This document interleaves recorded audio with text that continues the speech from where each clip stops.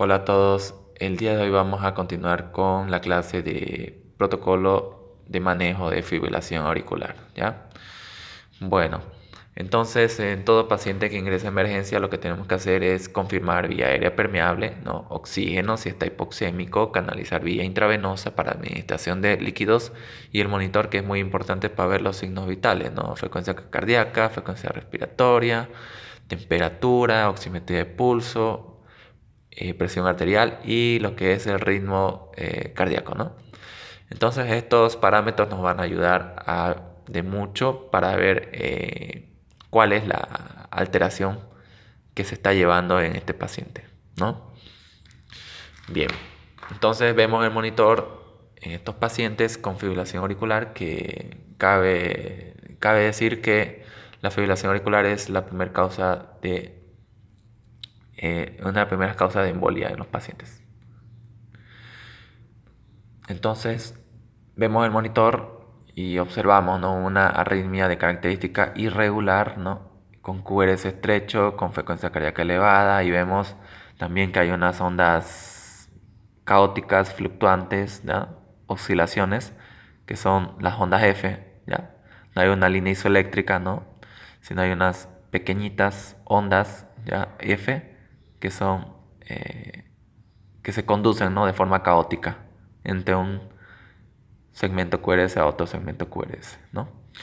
Entonces sospechamos claramente de una fibrilación auricular con este tipo de ritmo en el monitor, ¿ya?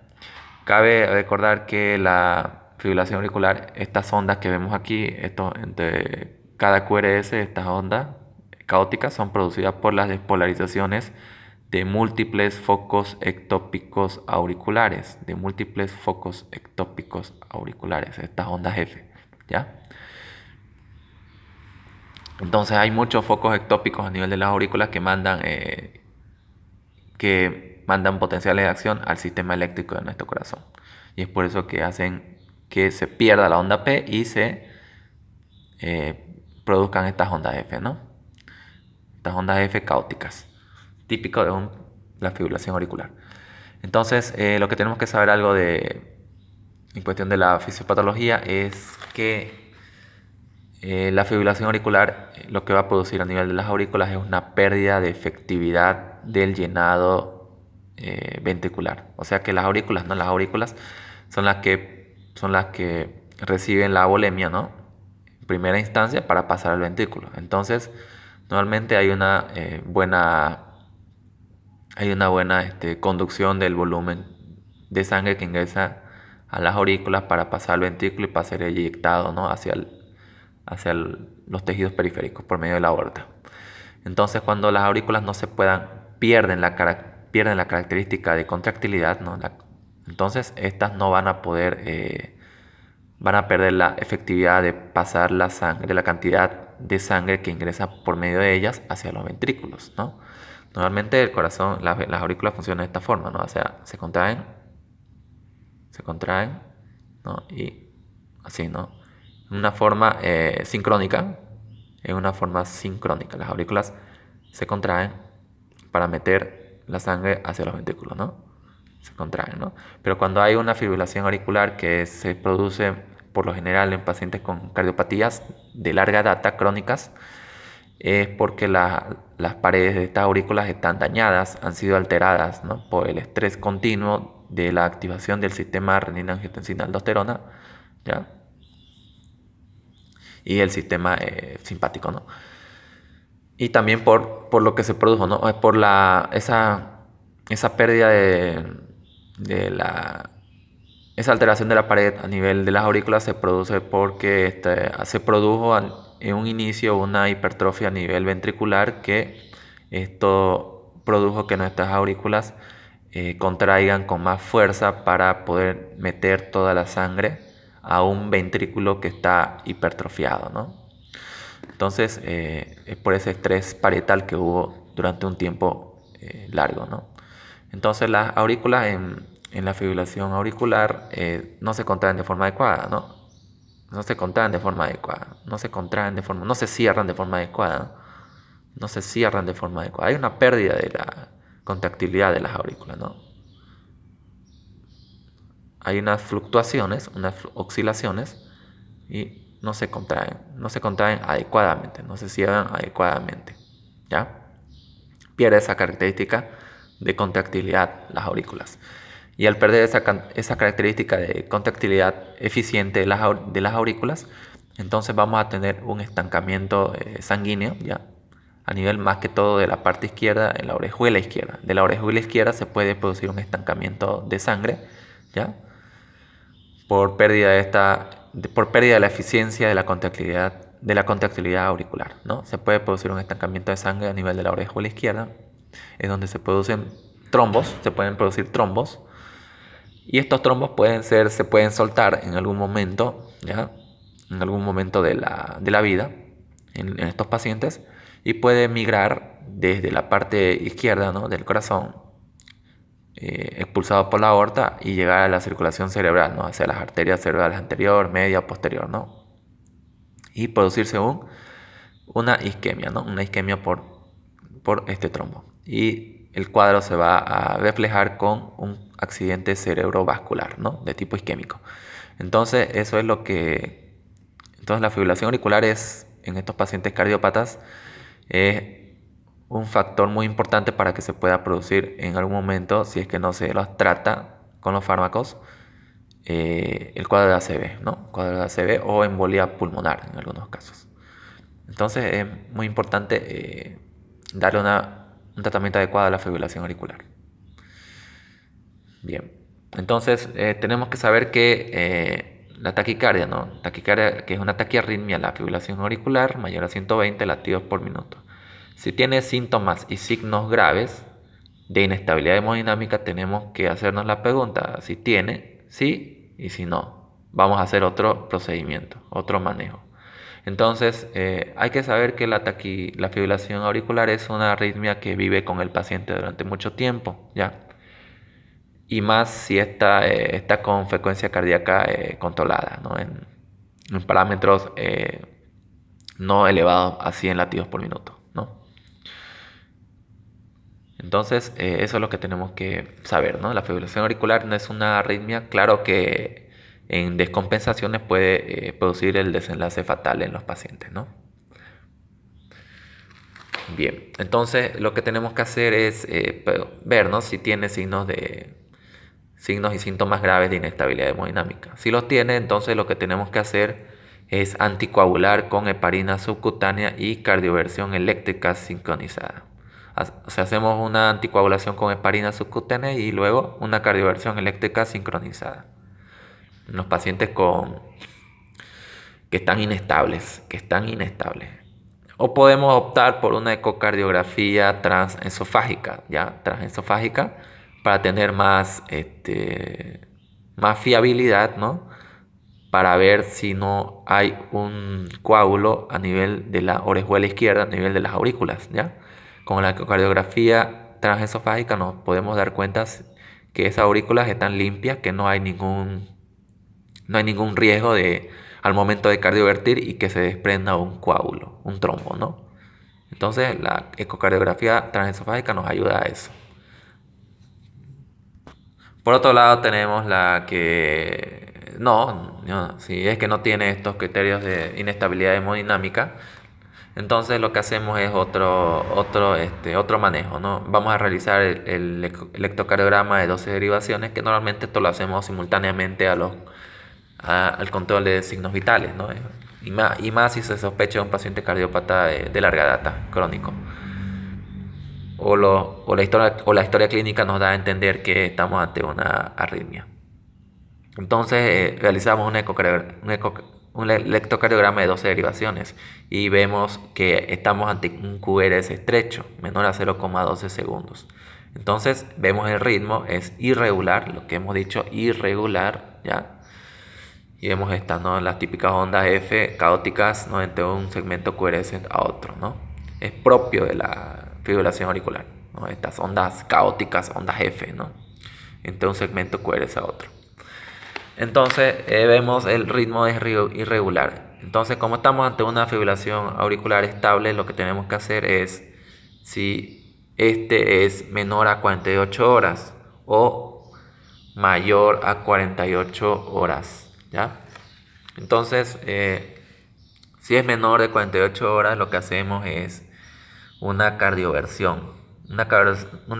Cardioversión con uso de heparinización previa, ¿ya? Siempre heparinizar a nuestros pacientes con fibrilación auricular, porque hay alto riesgo de que se produzca, ¿no?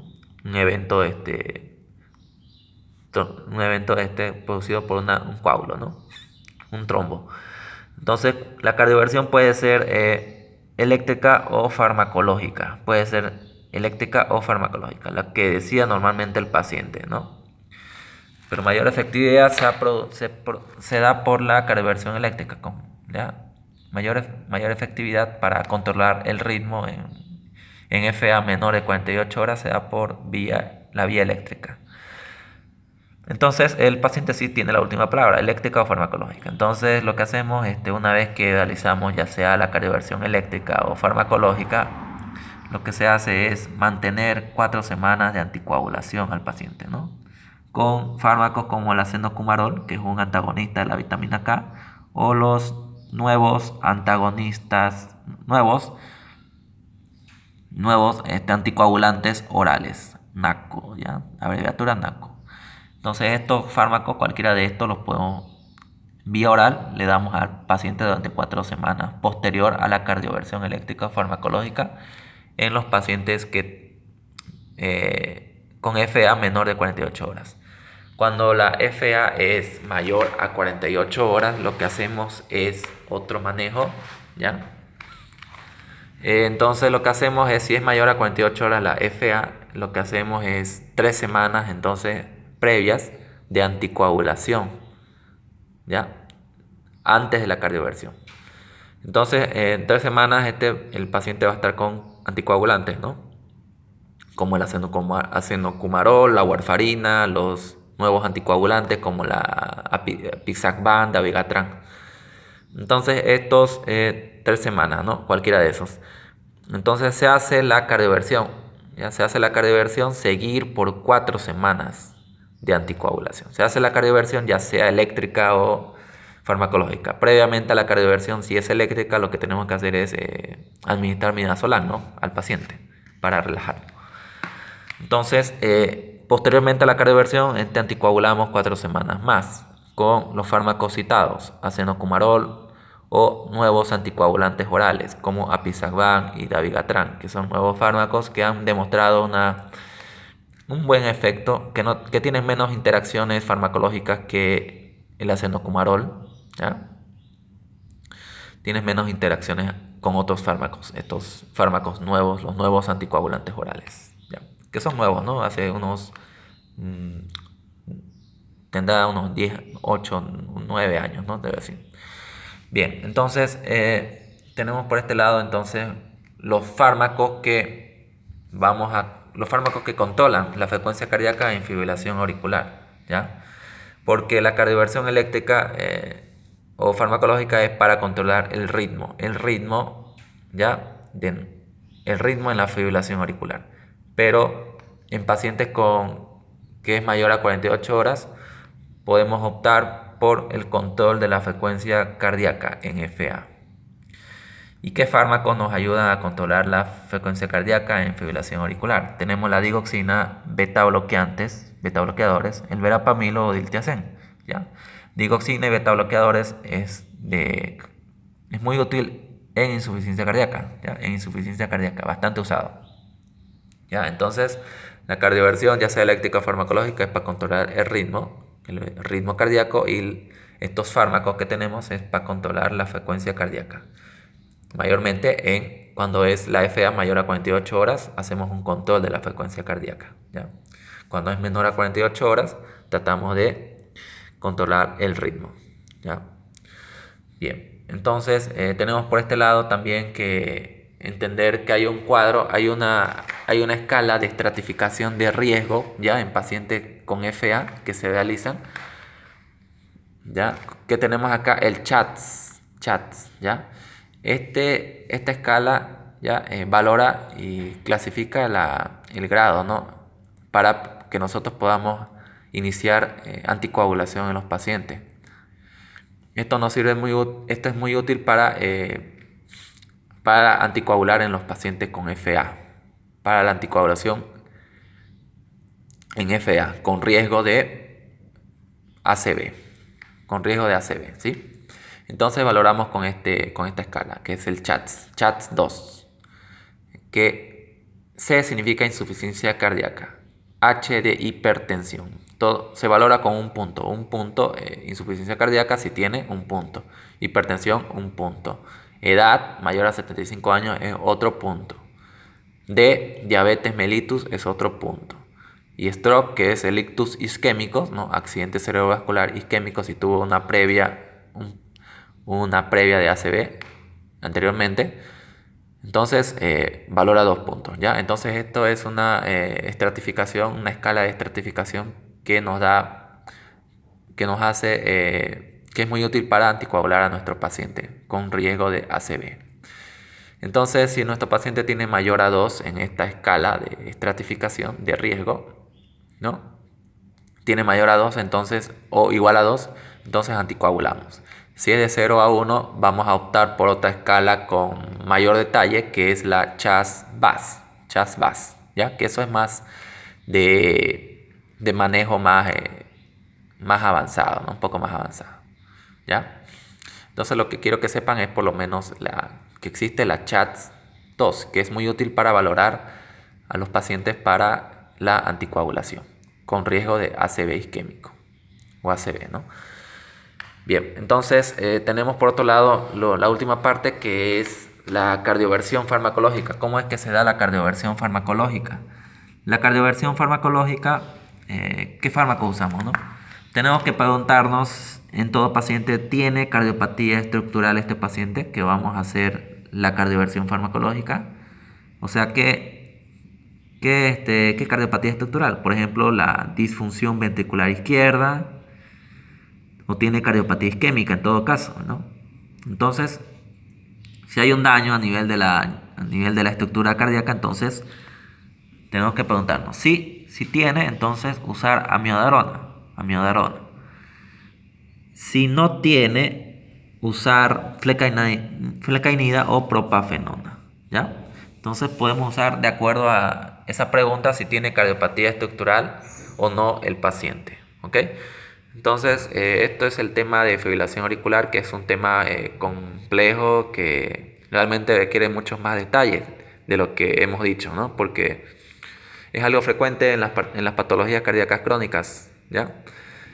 Y es bastante frecuente en las emergencias, ¿ya? Pero nosotros eh, hemos más desarrollado el tema en base a la emergencia, en base al paciente que vamos a tratar que llegue a nuestra consulta por emergencia, ¿sí? Y algunos aspectos importantes como el CHATS, que es muy importante que conozcan desde ahora, ¿no? ¿Para qué sirve o qué es? Bien, entonces nos vemos en otra clase para ver otro algoritmo de otra taquiarritmia. Cualquier pregunta, por favor, al grupo. Nos vemos. Hasta luego.